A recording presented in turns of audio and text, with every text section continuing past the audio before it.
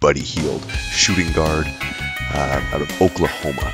He stands 6'3" and a bit without shoes, 6'5" with shoes, so pretty average size there, but with a massive 6'9" wingspan, which is pretty elite, 212 pounds, essentially meaning that he has an NBA-ready body.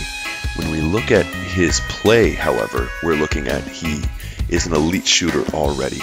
He basically guided his team to a position far above where they were expected to do, and when you look at his shooting prowess, people kind of compare it to Steph Curry. I know Steph Curry is the better three-point shooter, but when you want NBA three-point shooting, there are very few people who can provide that better than Buddy Hield.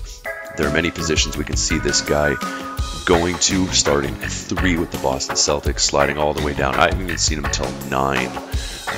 That's with the Toronto Raptors. That'd be an interesting play if they actually let DeMar go. He's one of those players that when you look at his game, aside from shooting, you have to look, what is he really bringing? And I think that's the knock. Aside from obviously being 22, and along with Chris Dunn being two of the older guys in this NBA draft, you have a guy who, yes, he can shoot the 3, but is he really an elite defender? He's got athleticism, he's got length. He could be if you wanted. And this NBA, if you're a 3-and-D player, you're always going to have a job. But can he create his own shot yet? So he's definitely not a point guard where a guy like Jamal Murray can at least switch positions. Buddy Hield reminds me of a lot of guys on the, JJ Redick, you want to make fun of him, but he's one of the best shooters the NBA has ever seen. There's a couple guys, I actually like Ben McLemore's comparison a bit, but he's a bit more consistent. Ben McLemore, let's not forget, is really short. Sorry, not short, but was really young when he came in. At 22 years old, let's not forget, most guys coming into the draft are 18, 19.